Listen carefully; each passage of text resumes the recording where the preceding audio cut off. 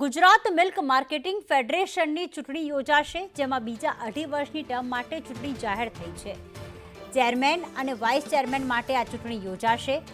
18 દૂધ ડેરીઓના ચેરમેન તેમાં મતદાન કરશે. ભાજપ તરફથી મેન્ડેટ આપવામાં પણ આવી શકે છે, તો શામળ પટેલને જ રિપીટ કરાય તેવી સંભાવના નહિવત છે.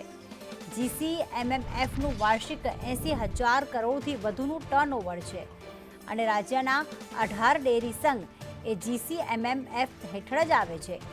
18,000 મંડળીઓ અને 36 લાખથી વધુ પશુપાલકો પણ આમાં સમાવિષ્ટ છે. ત્યારે કોણ કોણ મત આપવાનો અધિકાર ધરાવે છે, તો આપણે જણાવી દઈએ કે બનાસકાંઠા દૂધસાગરના ડેરીના ચેરમેન, કચ્છ સાબર અને સરહદ ડેરીના ચેરમેન તેમાં મતદાન કરશે.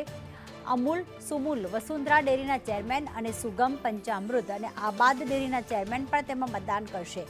આમ 18 ડેરી સંઘના ચેરમેન મતદાન કરશે, જેમાં મધર ડેરી, ગોપાલ અને દૂધસાગર ડેરી જે ભરૂચ ખાતે આવેલી છે તેના ચેરમેન પણ મતદાન કરશે. ગુજરાત કોઓપરેટિવ મિલ્ક માર્કેટિંગ ફેડરેશનના અઢી વર્ષના ચેરમેન અને વાઇસ ચેરમેનની મુદત પૂર્ણ થતાં આજરોજ નવા ચેરમેન અને વાઇસ ચેરમેન માટે ચૂંટણી યોજાશે, જેમાં રાજ્યના 18 દૂધ સંઘોના ચેરમેનો હાજર રહેશે. જિલ્લા કલેક્ટર પ્રવીણ ચૌધરીના અધ્યક્ષસ્થાને આ ચૂંટણીની પ્રક્રિયા હાથ ધરવામાં આવશે. ફેડરેશનના મુખ્ય મથક ખાતે ચૂંટણી પ્રક્રિયા હાથ ધરવામાં આવશે. જોકે અત્યાર સુધી ચેરમેન અને વાઇસ ચેરમેનની વરણી સિલેક્શન મુજબ જ કરવામાં આવતી હોય છે, જેને લઈને અગાઉથી જ નામ નક્કી હશે અને ઔપચારિકતા પૂર્ણ કરવામાં આવશે.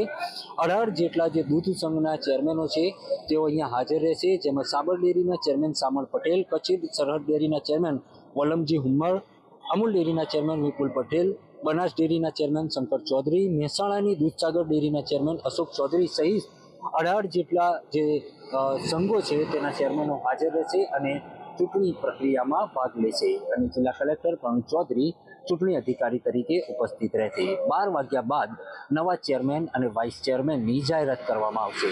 હાલ તો સૌથી મોખરે શંકર ચૌધરીનું નામ ચેરમેન તરીકે ચર્ચાઈ રહ્યું છે.